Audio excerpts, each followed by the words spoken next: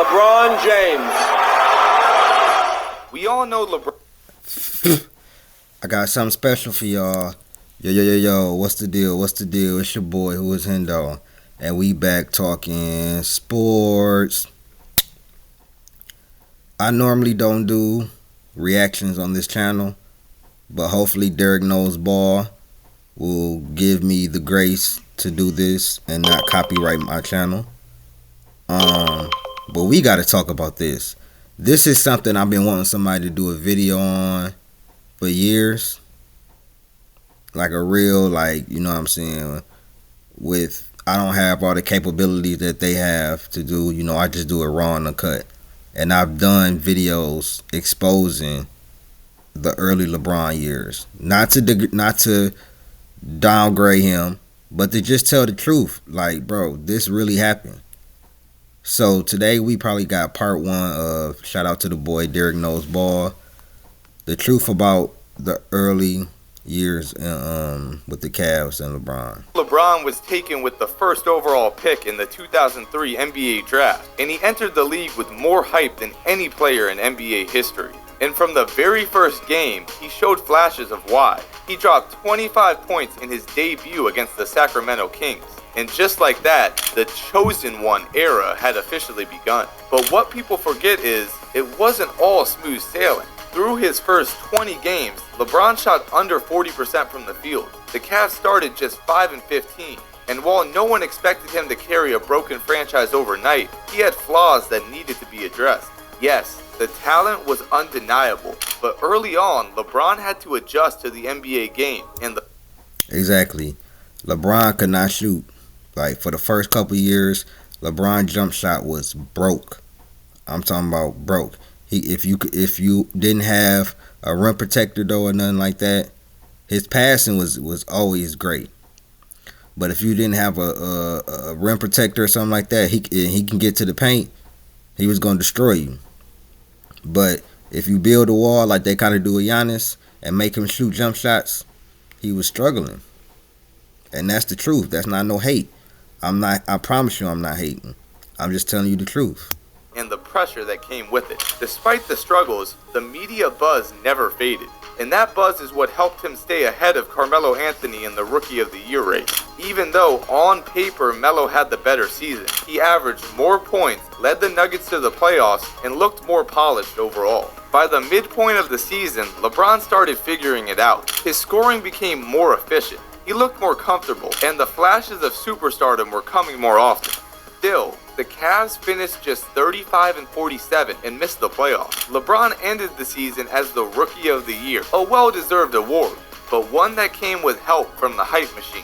Looking back, his rookie season proved one thing: LeBron was going to be great, but it wasn't a perfect beginning. He had real flaws and real growing pains that often don't get talked about today. They don't, and that's the problem. They act like LeBron just came in and just started dominating. He did not. He ain't come in and start averaging 28 like Jordan. Salary. Great. What do you typically offer for this role? Like, he didn't. He didn't come in and start averaging 28 like Jordan. Even Kobe fans. In year two, LeBron James took a big leap, and he didn't waste any time proving it. Over his first 22 games of the season, LeBron averaged 25 points per game on over 50% shooting from the field. The Cavs, who had started 5-15 the year before, were now 14-8 and looking like a team on the rise. And while people love to say LeBron had no help, it wasn't a G League roster. He had solid veterans around him, like Zydrunas Ilgauskas and Drew Gooden. Thank you. Guys who, whether you respect it or not, put up numbers and had long NBA careers. Still, the season wasn't smooth. After that strong start, the Cavs hit a wall, going just 3-8 over an 11-game stretch. That skid was enough for the front office to make a move. Head coach Paul Silas, who had been brought in as a mentor for LeBron, was fired. In his place, the Cavs promoted assistant Brendan Malone to interim head coach. LeBron even admitted the vibe was off. He said, "You should like the video and subscribe to Derek Knows Ball." No, he didn't really say that, but come on, help me. Was how things were going around here. There was going to have to be a change. At the time of the firing, Cleveland was 34-30 and still in the hunt for a playoff spot. But under Malone, the team finished just 8-10 in their final 18 games. and once again missed the playoffs. Still, year 2 was a massive step. And I seen a lot of people saying, "Oh yeah, he made the playoffs in his." No, he didn't. He missed the playoffs in his first 2 years, bro. Stop giving out misinformation. Forward for LeBron. He earned his first All-Star selection, made his first All-NBA team, and officially established himself as one of the league's brightest stars. But just like year 1, the season ended early, and once again, no playoff experience, no real progress in the postseason. They did have a winning season, but they missed the playoffs. So that second year, I didn't really give him that much flack because they did have a winning season. All of his individual greatness, the wins weren't there yet, and that in many ways would become a pattern. In year 3, the Cavs finally started acting like a franchise that wanted to win. They signed Larry Hughes, a proven scorer, coming off a 22-point per game season with the Wizards, and known across the league as an elite perimeter defender. They also brought in Mike Brown, a hungry first-time head coach with a reputation as a defensive mastermind. This was the first time since LeBron got drafted that Cleveland looked like they were trying to build something real. The season started off hot in Cleveland. After a 1-2 start, the Cavs rattled off 8 straight wins. During that run, LeBron averaged 28.1 points, 6.4 rebounds, and 4.3 assists. Larry Hughes was very solid too, putting up nearly 20 points and 5 assists per game. And the team as a whole looked like they were meshing well. By their 28th game, they were sitting at 18-10, the best stretch the franchise had seen in years. But things took a turn fast. Hughes went down with a broken finger and missed a big chunk of the season. The Cavs started sliding, and it felt like LeBron would be back to carrying the team again. But here's the thing, people always act like it was just LeBron. In reality, guys like Zydrunas Ilgauskas were stepping up, averaging 17 points per game. Drew Gooden added 11 points and 9 rebounds. And under Mike Brown's system, the Cavs were playing elite defense. Yes, LeBron was the engine, but he had proven NBA players playing good basketball next to him. When Hughes did return, he wasn't quite the same player. But even with the injuries and inconsistencies, Cleveland finished 50-32, good enough for the 3rd seed in the East. LeBron was named first team All-NBA and finished 2nd in MVP voting. In the first round against the Washington Wizards, LeBron was nothing short of spectacular. He averaged 35.7 points, 7.5 rebounds, and 5.7 assists. He was clearly the best player on the floor and carried Cleveland to a series win. To be fair, he did have some support. 5 other Cavs players averaged at least 8.8 points per game, and back in this era, that actually meant something. But this was one of those cases where the term carried actually fits. LeBron was that guy. In round 2, the Cavs ran into the battle-tested Detroit Pistons, former champions with a loaded defensive core. James's numbers still look solid on paper, but this series exposed some of his flaws. In Game 4, for example, LeBron shot just 8 of 23 and turned the ball over 8 times. He finished with 22 points. We was locking his ass up. In 06, we was locking his ass up.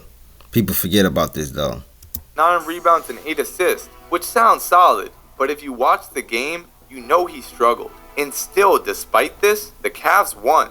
Why? Because their defense held Detroit to just 72 points. Cleveland managed to put up 74 and escape with a win. People forget that LeBron wasn't doing it all alone. This was a team built on defense, with capable vets and a coach who knew how to get stops. But in Game 6, facing elimination, the Cavs completely collapsed. They scored just 61 points. LeBron, who had the ball in his hands every possession, couldn't generate enough offense. Yes, he was just 21, and yes, his supporting cast wasn't anywhere near elite. But when you're the guy, when everything runs through you, games like this matter. Their season was on the line, and he wasn't great. So just like that, the Cavs were eliminated in 6 games. And while year 3 marked LeBron's first team All-NBA season and his first playoff series win, it also marked his first taste of real pressure.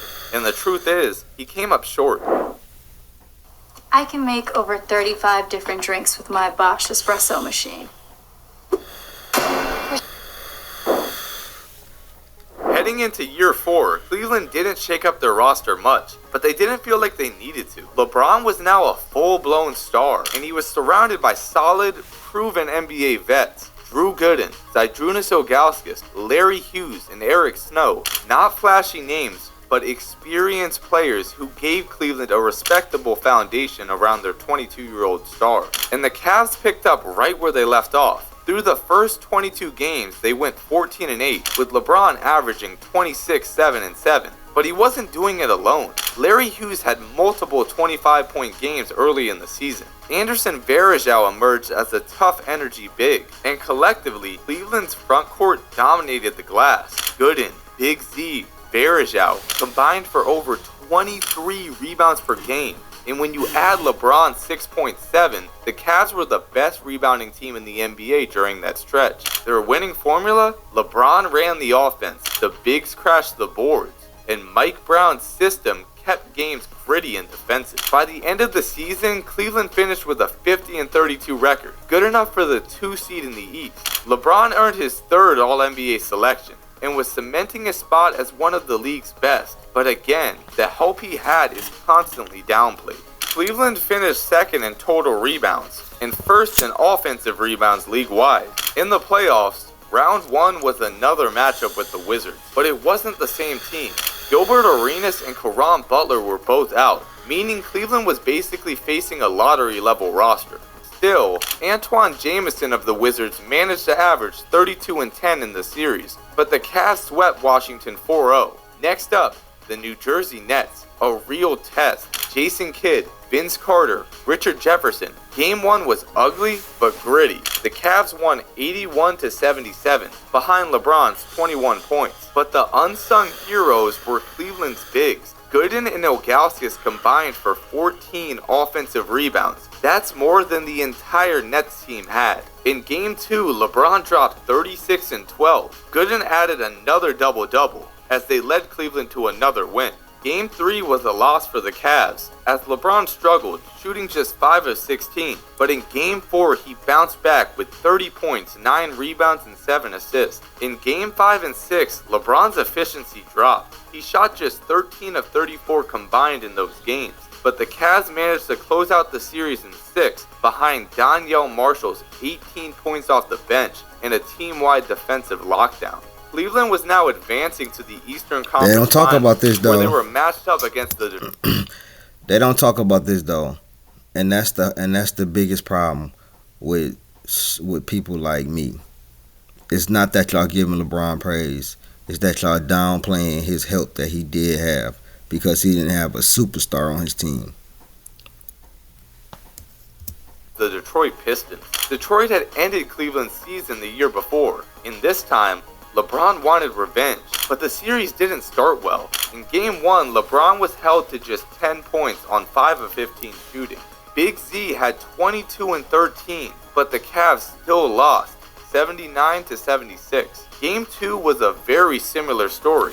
It was another 79-76 loss, with LeBron going 7 of 19 and turning it over 6 times. Down 0-2, Cleveland returned home, and LeBron responded. He ended this game with 32, 9, and 9, and led the Cavs to their first win of the series. In Game 4, LeBron had 25 points, 11 assists, and 7 boards. Boobie Gibson dropped 21 off the bench, and Gooden added Unsung 19. hero. With the Cavs winning again, the series was now tied. But then came Game 5, one of the most iconic playoff performances ever. This is when LeBron scored the Cavs' final 25 points, including 29 of their last 30. This was an amazing game, I can't lie. Detroit. He had 48 points, 9 rebounds. This was an amazing game, but it must be noted that we did not have Ben Wallace. Because if we had Ben Wallace, that shit would have never happened, bro. But this was an amazing game, I can't lie. 7 assists and completely took over. But let's not twist it. He didn't have to do that every night. He did it because he had to that night. In Game 6, LeBron came back to earth, shooting just 3 of 11. But guess who stepped up? Rookie Daniel Boobie Gibson, who exploded for 31 points on 12 of 15 shooting and 5 of 5 from 3. Just like that, Cleveland was headed to the NBA Finals. LeBron was incredible, but the help was real too. Elite rebounding, timely role player scoring, and lockdown team defense. Yet all people seem to remember about this series is how LeBron carried the team in Game 5. In the finals, reality hit hard. The Cavs were matched up against the Spurs, a dynasty in its prime. Yep. LeBron shot just 35% across the series. But let's be real, this series was never on him. Tim Duncan dominated Cleveland's bigs. Parker and Ginobili overwhelmed their guards. And Gibson, the rookie hero from last round, was neutralized by a far better backcourt. The Cavs got swept, and LeBron struggled, but they were simply outmatched. At this time, everyone knew that the better teams in the NBA were in the Western Conference. So the reality is whoever came out of the East wasn't going to be able to beat that Spurs team. Year 4 was still a massive success for LeBron. A finals appearance, a legendary performance in Game 5, and LeBron proving he could carry a team to the NBA's biggest stage. But he didn't do it alone, and that's the truth people love to ignore. And that's facts, whether you like it or not.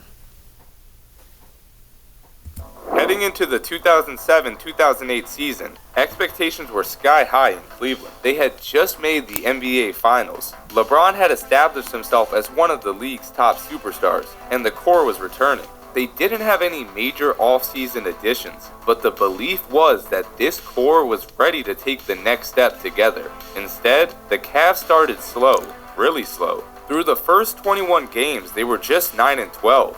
LeBron missed 5 games with a sprained finger, and the Cavs lost all 5. And while his individual numbers were still elite, it was clear something wasn't clicking. By mid-season, the front office felt the pressure and decided it was time to shake things up. In a shocking 3-team trade with the Bulls and the Supersonics, the Cavs sent out Drew Gooden, Larry Hughes, Danielle Marshall, Cedric Simmons, and Shannon Brown. In return, they got back former 4-time Defensive Player of the Year Ben Wallace, ex-All-Star Wally Szczerbiak, and young guard Delonte West. On paper, it was a big move, but in reality, it was confusing. Wallace and Szczerbiak were both well past their primes. Wallace could still rebound and defend at a pretty high level, but any offensive game he once had was now completely gone. Szczerbiak could shoot, but lacked some of the athleticism he used to have, especially on the defensive end. Still, owner Dan Gilbert and GM Danny Ferry were all in on winning now, even if it meant sacrificing young assets. The trade did give LeBron a new supporting cast, but it didn't solve Cleveland's core issues. They still lacked a real second star, consistent scoring outside of LeBron, and a reliable offensive system. As the season rolled on, the Cavs finished 45-37, a step back from the year before. LeBron again put up massive numbers, but the overall chemistry of the team was off, and the East had gotten better. Cleveland still made the playoffs, and that's where things would get even more complicated. The Cavs finished the regular season with the 4 seed in the East. That meant they had a familiar first-round opponent, the Washington Wizards. For the 3rd straight year, it was Cavs versus Wizards. But just like the year before, Washington came into the series banged up. Gilbert Arenas, the Wizards' best player, had only played 13 games during the regular season due to injury. His ass always was injured, and it's be the main nigga talking and running his mouth. Because LeBron used to whoop on his ass. And so did Kobe. But this the main nigga talking. He was active for the playoffs, but came off the bench in Game 1. While the injury definitely didn't help, if we're being honest, even a fully healthy Arenas might have not changed the outcome. LeBron was completely dominant. He led both teams in scoring every single game of the series. Washington simply had no answers for him. Cleveland also won the battle on the boards, consistently controlling the glass and giving themselves more chances every night. This resulted in a 4-2 series win for Cleveland, another step forward for LeBron, another first-round exit for Washington, and a rivalry that was turning out to be completely one-sided. In round 2 of the 2008 playoffs, Cleveland was now set to match up with a powerhouse, the 66-win Boston Celtics. That year, Boston had formed their Big Three with Paul Pierce, Ray supposed to be another step on their path to a title. But what unfolded was one of the most fascinating and misremembered playoff series of LeBron's early career. To be blunt, Game 1 was brutal. LeBron shot just 2 for 18 from the field and had 10 turnovers. Easily one of the worst playoff performances of his career, if not Yeah, they shut that nigga down. And yet, the Cavs only lost by 4. The final score was because they was a pretty good 76-72 team. Celtics. People In a act game they had where a really LeBron good was actually defense. unplayable. Cleveland still had a chance to steal home court advantage. This is where the LeBron had no help narrative gets shaky. Because when your star has the worst game of his life, most teams get blown out. Cleveland's elite defense and their deep physical supporting cast kept it close. Game 2 wasn't much better. LeBron shot just 6 of 24, and the Cavs lost 89-73. Through 2 games, he was shooting just 19% from the field. Yes, he was asked to carry the offense, but the truth is, he wasn't efficient, and it made life harder for everyone else. Meanwhile, guys like Zydrunas Ilgauskas were producing. He was averaging 20 points on 50% shooting across the first 2 games. Game 3 in Cleveland was a turning point. LeBron... Did you hear what he said? Zydrunas Ilgauskas over the first two games of the series was averaging 20 points. But y'all say this man ain't have no help at all. I get so tired of y'all just lying about the early years of LeBron's career. LeBron still wasn't efficient, shooting just 5 of 16, but the rest of the team stepped up in a major way. Delonte West scored 21, Wally Szczerbiak had 16, Joe Smith had 17, and Big Z added 12, 8, and 6. The Cavs blew Boston out, 108. 21 for James, 21 for Delonte West, 17 for Joe Smith, 16 for Szczerbiak, and 12 for Ilgauskas. Come on, bro. This man ain't have no help. Stop it. 84. In Game 4, LeBron improved slightly. He shot just 7 of 20, but dropped 21 points and dished out 13 assists. Again, his teammates carried their weight.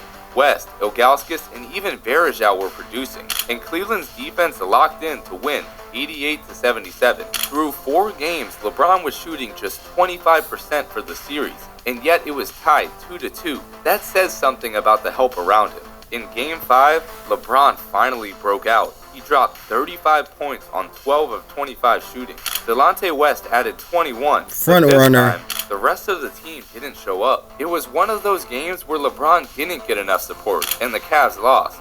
Game 6, back in Cleveland, was another strong performance. 32 points, 12 rebounds, and 6 assists. He still had 8 turnovers and shot under 40%, but the defense carried again, holding Boston to just 69 points. Gibson, West, and others filled their roles, and the Cavs forced Game 7. And in that Game 7, LeBron was spectacular.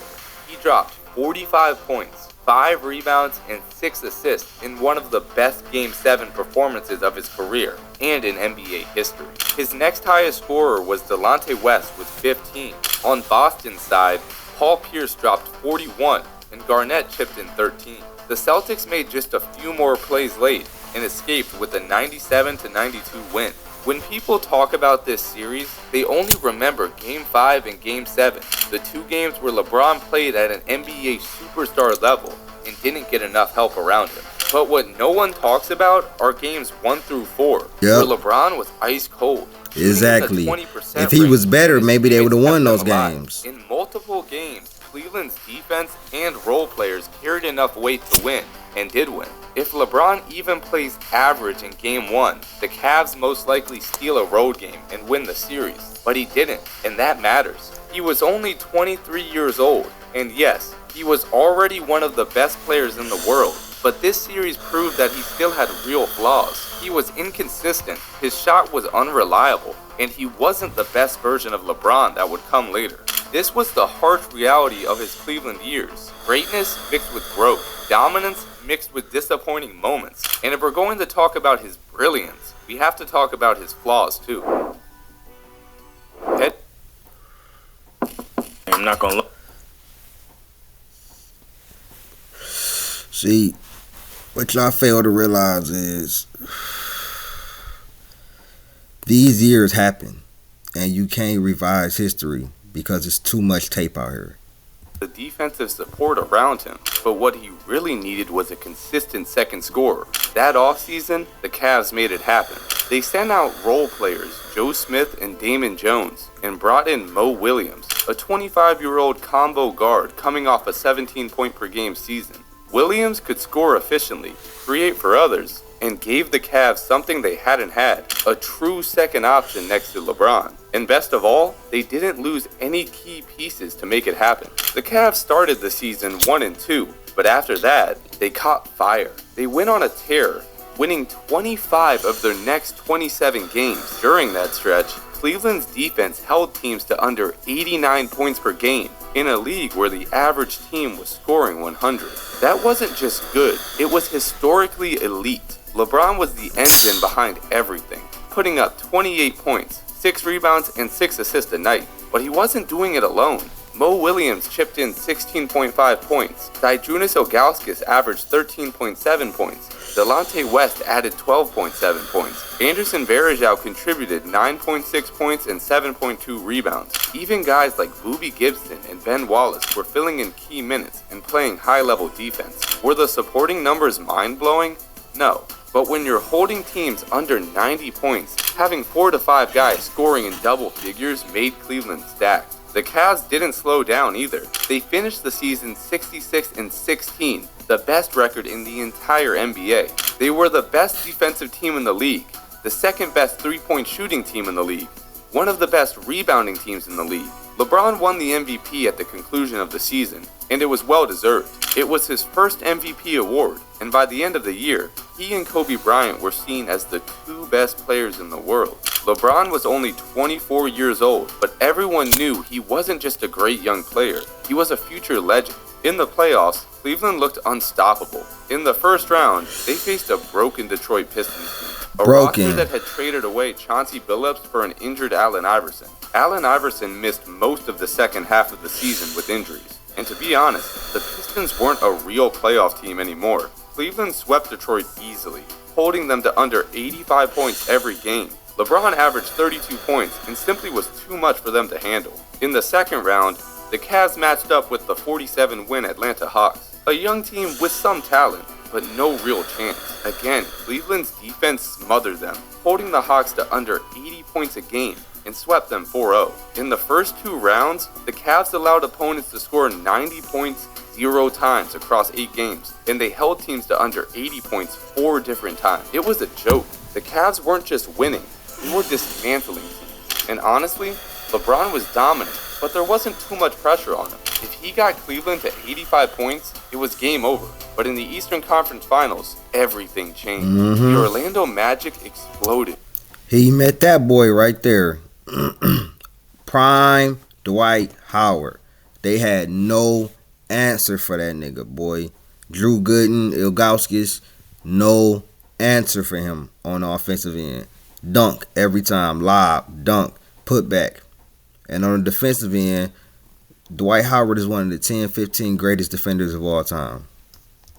Voted for 107 points in Game 1, stealing a 107-106 win on Cleveland's home floor. LeBron had a complete masterclass, 49 points, 8 rebounds, 6 assists, 20 for 30 shooting. It was almost superhuman, and it still wasn't enough. In Game 2, LeBron complete masterclass, a 107-106. I will say this though. His supporting cast in the earlier games could have stepped up a little bit. I will say that about LeBron. 6 win on Cleveland's home floor. LeBron had a complete masterclass, 49 points, 8 rebounds, 6 assists, 20 for 30 shooting. It was almost superhuman, and it still wasn't enough. In Game 2, LeBron kept attacking. He had 36 points, and Cleveland squeaked out a win thanks to a game-winning buzzer beater. This shot was one of the most iconic moments of his career, and through 2 games it was clear LeBron was the best player on the floor. But the Magic had more weapons, more depth, and they were the first team that could truly challenge Cleveland's defense. Game 3 was in Orlando, and Cleveland's defense... They had 3-and-D wings everywhere, bro. Turkoglu, Rashad, what's the name? Then you got Dwight. Jameer Nelson was injured, but they had him as well. Defense again crumbled. They slowed the Magic down in the first half, holding them to 41 points, but gave up 57 in the second. LeBron dropped 41, but it wasn't enough. The big picture, the Cavs weren't shooting the ball well from deep. just 26% from 3 as a team, and they weren't giving LeBron the support they had given him all season. Game 4 was the same story as Game 3, but even worse. The Magic scored 114 points, and Cleveland shot under 30% from 3. LeBron was sensational again, 44 points, but he was rather inefficient and had 8 turnovers. He was sensational throughout the duration of this. For what they was doing in the series, he was sensational for most of the series until he really had to be. Turnovers. But in his defense, he was Cleveland's entire offense. After that game, the Cavs were down 3-1, facing elimination in Game 5. Finally, LeBron's teammates stepped up. Mo Williams went 6 of 9 from 3. Boobie Gibson went 3 of 4 from 3. LeBron put up a 37-point triple-double, and Cleveland stole a 112-102 win to stay alive. Through 5 games, LeBron had been historic. 41 points per game, 9 rebounds, 8 assists. He was doing everything humanly possible to drag Cleveland to wins in this series. Game 6 was back in Orlando, and for the first time in the series, LeBron came back to earth. He still had 25 points and played fine, but he shot just 40% from the field. Meanwhile, Dwight Howard dominated. He had 40 points, 14 rebounds, and the Magic closed the series out. The Cavs just couldn't get stops when they needed them. Their winning formula all year was defense plus spacing, but they collapsed against Orlando's firepower. And just like that, Year 6 was over. LeBron put together one of the greatest playoff series of all time, but it wasn't enough. And while people today write it off as LeBron had no help, the truth is more complicated. The Cavs were a great regular season team. They were built to defend and shoot around LeBron, but against the wrong matchup, when their defense couldn't hold up and their shooters couldn't hit shots, everything fell apart. Their margin for error was razor thin. LeBron's heroics made it close, but it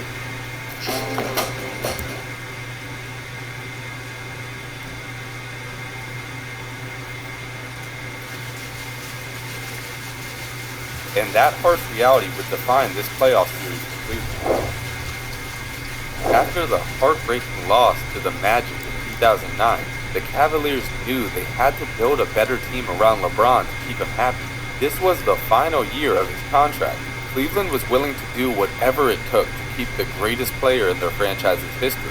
That led to a major move. They traded away Ben Wallace, Sasha Pavlovich, and a second-round pick to acquire a 37-year-old Shaquille O'Neal from the Suns. Shaq was at the tail end of his career, but he had just averaged 18 points and 8 rebounds while leading the league in field goal percentage. Even if he wasn't prime Shaq, the Cavs believed he could be the answer if they again ran into Dwight Howard in the playoffs. They also signed Anthony Parker, a 3-and-D wing who had averaged 12 points per game and shot over 42% from 3 during his final 3 seasons with Toronto. Whether people acknowledge it or not, the Cavaliers front office was working hard. They weren't just sitting back hoping LeBron would carry them. They were actively trying to make upgrades. Some fans today argue about the exact moves they did make, but no one can deny that Cleveland was working hard to keep LeBron happy. The 2009-2010 season started strong for the Cavs. After 20 games, they were 15-5. Shaq missed some games due to injury, but still did show flashes of dominance when he would. It's just amazing that people gotta make videos like this to remind y'all what really happened in the league when he first came in and the first couple of years. On the court, and LeBron, like always, was playing at another level. After about 2/3 of the season, the Cavs stood at 43-11. They had put together a 13-game win streak, holding opponents to under 89 points per game. During that stretch, LeBron's teammates were stepping up. Shaq averaged 15 points and 6 rebounds on 63% shooting. Anderson Varejao was averaging 9 points, 7 rebounds, and was in the Defensive Player of the Year conversation. Mo Williams added 14 points and 6 assists, while shooting 43% from 3. Boobie Gibson chipped in 11 points per game, shooting a ridiculous 48% from 3. 21-year-old J.J. Hickson averaged 12 points and 6.5 rebounds in that stretch. On top of that, Cleveland had experienced vets like Big C, Anthony Parker, and Delonte West. This wasn't a terrible roster by any stretch. They had 7 different guys who could give you 15 to 20 points on any given night, plus elite defense and efficiency across the board. And LeBron, he was a monster, averaging 30 points, 8 rebounds, and 7 assists over the first 54 games. The Cavs' success wasn't solely on his shoulders. Everything looked like it was falling into place, and it got even better. Cleveland traded longtime vet Zydrunas Ilgauskas and a first-round pick to acquire Antoine Jamison, a Wizard star who was averaging 19 points and 8 rebounds per game. It did hurt, But he ain't had no Big C, help. but it was a big roster upgrade heading into the final stretch of the season. Unfortunately, soon after the trade, Shaq sprained his right thumb, forcing him to miss the remainder of the regular season. The silver lining was that after being traded, Big Z's contract was bought out by the Washington Wizards, and he chose to return to Cleveland to end the season, saying he couldn't forgive himself if they won a title without him. The Cavs finished the regular season at 61-21, the best record in the NBA for the second straight year. LeBron was again named MVP, becoming a two-time MVP at just 25 years old. Going into the playoffs, Cleveland was healthy, loaded, and the clear 1 seed. In the first round, the Cavs faced a young Chicago Bulls team with a seemingly bright future, led by Derrick Rose, Luol Deng, and Joakim Noah, all 24 years old or younger. The Bulls had promise, but they weren't ready for playoff basketball yet. LeBron had high level, but not insane performances early. Game 1, he had 24 points on 9 for 19 shooting, and the Cavs won 96-83. In games 2 through 4, LeBron was dominant, dropping 40, 39, and then 37 points. The Cavs won 2 of those 3 games to take a 3-1 series lead. In Game 5, LeBron had a quieter performance. He ended with just 19 points, but he didn't nearly have a triple-double. His teammates ended up stepping up this game. Antoine Jamison dropped 25. Shaq added 14 and 8. Delonte West chipped in 16. Cleveland won I thought he had no help though. And closed the series 4-1. In round 2, they had a familiar opponent, the Boston Celtics. Their last playoff battle in 2008 had been an all-time classic. I thought he ain't had no help. So fans were hyped for the rematch. But weirdly, that wasn't even the biggest story. In early May 2010, a shocking rumor broke. Delonte West was allegedly involved in a sexual relationship with LeBron's mother, Gloria James. There's still debate about whether it's true, but one thing is certain, it didn't help Cleveland's locker room chemistry at all. Despite the noise, LeBron came out strong in Game 1, dropping 35 points, 7 rebounds, and 7 assists in a big Cavs win. But Game 2 was rough. LeBron played solid overall, shooting 7 of 15 with 24 points, but had 5 turnovers. And truly, Cleveland couldn't keep up with the Celtics, losing 104-86 in truly, Cleveland couldn't keep up with the Celtics, losing Jamison 16, Hickson 13.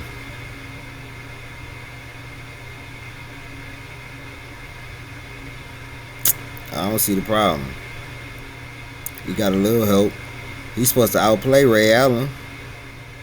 He's supposed to outplay, you know what I'm saying, Ray Allen.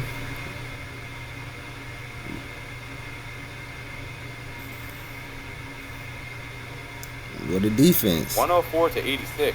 In Game 3, LeBron responded in a big way. He dropped 38 points on 14 of 22 shooting, with 8 rebounds and 7 assists. The Cavs blew Boston out, 124-95, taking a commanding 2-1 series lead. It looked like Cleveland had complete control of the series, but then everything fell apart. In Game 4, LeBron shot just 7 of 18, had 7 turnovers, and only 9 points in the second half. The Cavs lost by 10, and suddenly the series was tied 2-2. In Game 5, back home in Cleveland, LeBron completely no-showed, shooting 3 of 14 from the field. Wow. The Cavs got blown out, 120-88. The crowd was stunned, and now Cleveland faced elimination. In Game 6, LeBron bounced back statistically. He had 27 points, 19 rebounds, and 10 assists. Mo Williams chipped in 22 points, but no one else stepped up. Outside of LeBron and Mo, the Cavs couldn't buy a bucket. They scored just 85 points total. The Celtics closed it out 94-85. And just like that, the season and an era was over. LeBron walked off the court, taking off his Cavaliers jersey and leaving the fans with the question, will we ever see LeBron in a Cavs jersey again? That summer, he hosted The Decision, announcing live on... Like, share, subscribe, hit the join button. This has been the truth about LeBron's early Cavs years. I'm out.